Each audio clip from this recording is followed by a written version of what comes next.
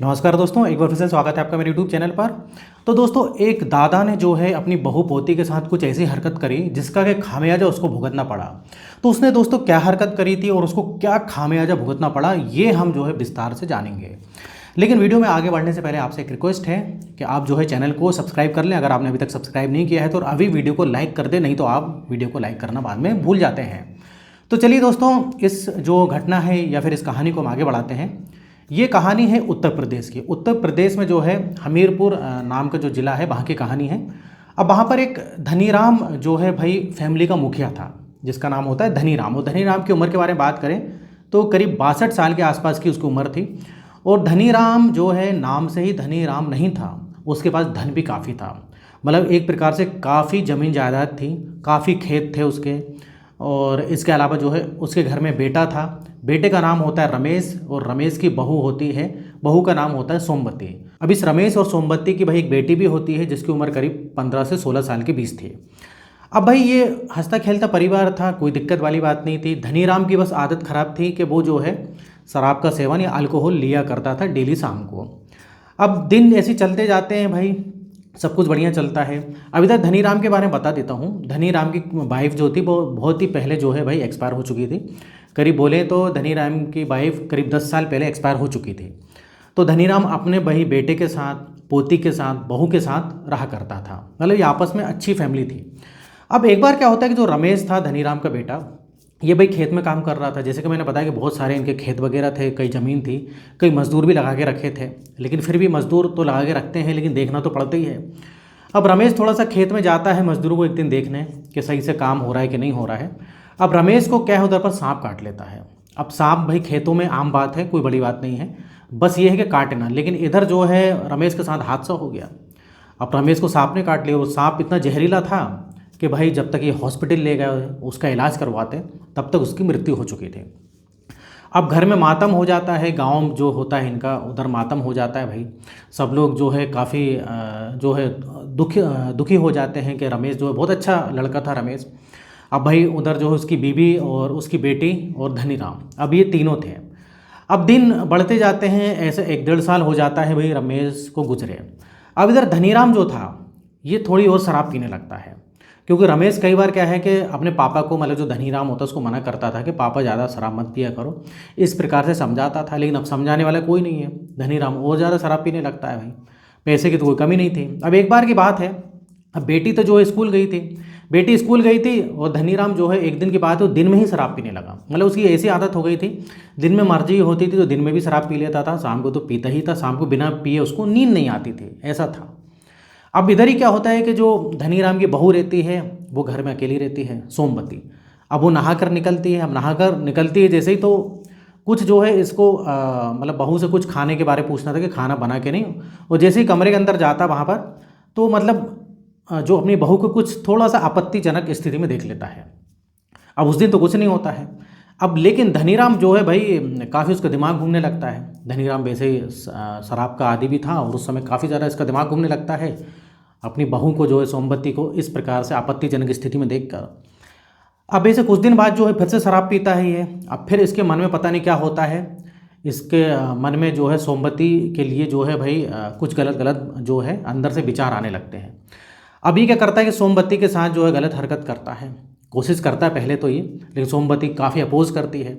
लेकिन धनीराम उस दिन जो है काफ़ी अल्कोहल पी लेता है। और जैसे कि भाई उसकी जो पोती थी या सोमवती की जो बेटी थी वो तो स्कूल जाती थी। स्कूल जाती थी तो 2:30-3 बजे जो है घर आती थी स्कूल से। अब इधर जो है काफ़ी अपोज करती है, लेकिन धनीराम मानता नहीं, ज़बरदस्ती जो है उसके साथ भाई गलत हरकत कर ही लेता है, क्योंकि घर में कोई रहता नहीं है।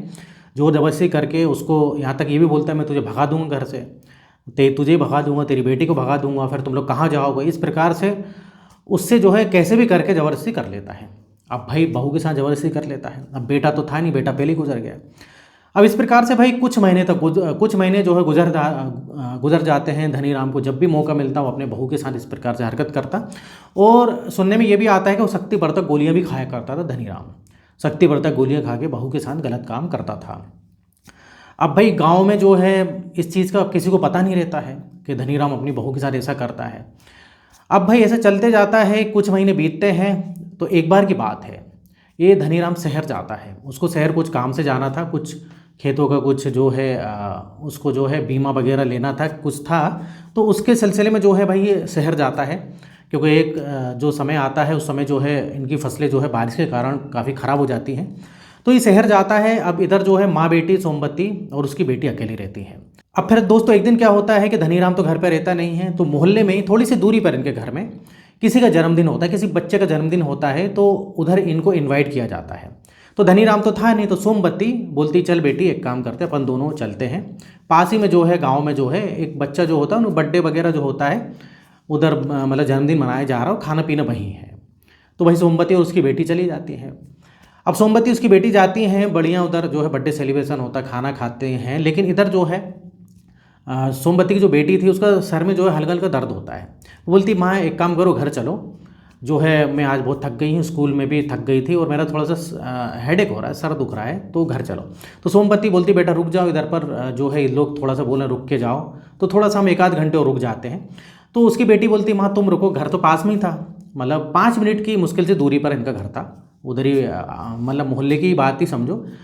तो उसकी बेटी बोलती मम्मी मैं चली जाती हूँ, 4-5 मिनट तो लगेगा घर जाने में, अकेली चली जाती हूँ, घर पे जाके आराम करती हूँ। तो सोमवती बोलती ठीक है।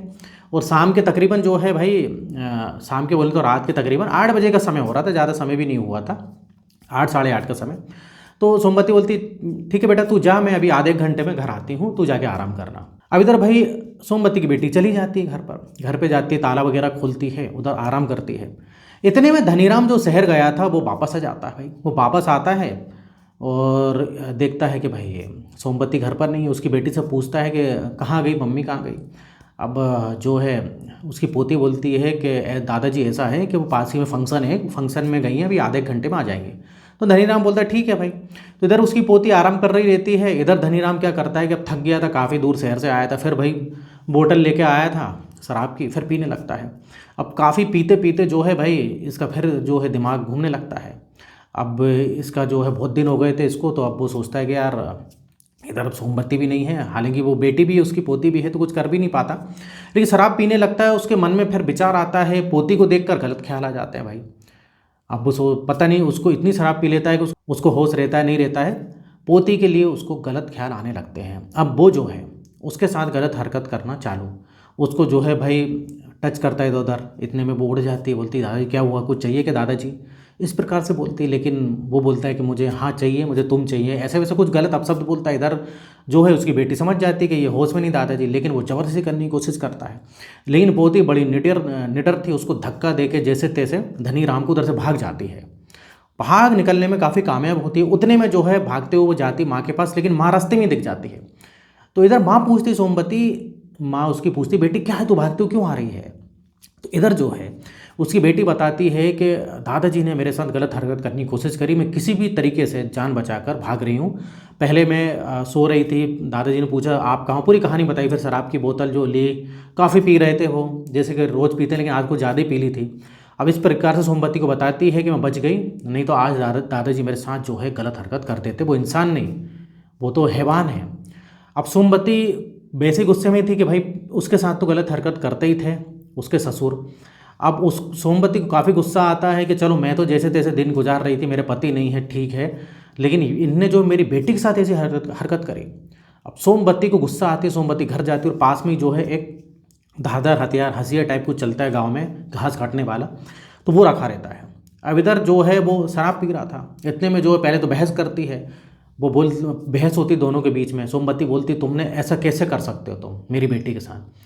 तो जो है धनीराम जो ससुर बोलता है मुझे जो करना हो मैं करूँगा, मेरा घर है, तुम्हें रहना हो रहो, नहीं तो निकल जाओ, मैं करूँगा। ऐसा कुछ करके इनकी बहस होती है। उतने में सोमवती बोलती है कि अब तो बहुत हो गया, ये मेरी बेटी के साथ भी ऐसे ही करेगा। और जो है सोमवती उस पर धारदार हथियार से उस पर वार कर देती है, गर्दन पे, छाती पे, हाथ पे और कई हिस्सों पे वार करती है। और ऐसे बाहर करती, धनीराम कुछ देर बाद वहीं ढेर हो जाता है। धनीराम थोड़ी बचने की कोशिश करते, लेकिन शराब इतनी पी ली थी कि भाई वो खड़े ही मुश्किल से हो पा रहा था, तो वो कुछ नहीं कर पाता। अब भाई इतने में आस पड़ोस में कुछ लोग भी थे, चिल्ला चोटी आवाज़ आती है, सब लोग आ जाते हैं, इकट्ठा होता है। फिर क्या होता है दोस्तों, सबको पता ही लग गया कि सोमवती ने मार दिया। पुलिस आती है भाई, पुलिस को सारी बातें बताते हैं। सोमवती बताती है कि इसके साथ इस धनीराम ने, मेरे ससुर ने मेरे साथ कई जो है महीनों तक गलत काम किया मेरे पति के गुजर जाने के बाद। उसके बाद फिर मेरी बेटी पे इसकी जो है गलत जो है नीयत डोलने लगी। वो शराब पी के बहक जाता था, किसी सुनता नहीं था, गोली वगैरह भी खा लेता था। इस प्रकार से भाई पुलिस बोलती कि तुम्हारे साथ बहुत गलत हुआ, लेकिन तुम हमारे पास आते तो तुमको जो है सज़ा नहीं मिलती, क्योंकि तुमने जैसे कि अब भाई खून तो कर दे, सज़ा तो होनी है। तो इस प्रकार से सोमवती फ़िलहाल जेल में है। अब सोमवती ने खून तो किए था, भले जो भी है जुर्म जुर्म होता है। इस प्रकार से दोस्तों अब जो है उसकी बेटी है, और बेटी के अलावा जो है भाई जो इसके चाचा थे, मतलब जो इसकी बेटी के चाचा, ये सोमवती जो देवर लगते थे, वो फिलहाल इसको देख रहे हैं। तो ये थी दोस्तों आज की जो है कहानी। अब इसमें बताइए कि इस प्रकार से आजकल ज़माने में दोस्तों चल रहा है, तो काफ़ी सतर्कता ज़रूरी है। सोमवती बेचारी सीधी सादी लड़की थी, एक्चुअली क्या है कि वो ज़्यादा पढ़ी लिखी भी नहीं थी, तो अब उसके साथ गलत कर दिया और उसको फिर जो ठीक लगा उसने किया भाई। तो दोस्तों इधर होता है वीडियो खत्म, और इस टाइप से मैं जो है बहुत सारी जो है वीडियो या कहानियाँ लेकर आते रहता हूँ आपके सामने। अगर आपने अभी तक चैनल को सब्सक्राइब नहीं किया है तो चैनल को सब्सक्राइब करें, वीडियो को लाइक करें। तो फिर मिलेंगे नेक्स्ट वीडियो में, और यहाँ तक वीडियो देखने के लिए, बने रहने के लिए आपका बहुत बहुत धन्यवाद।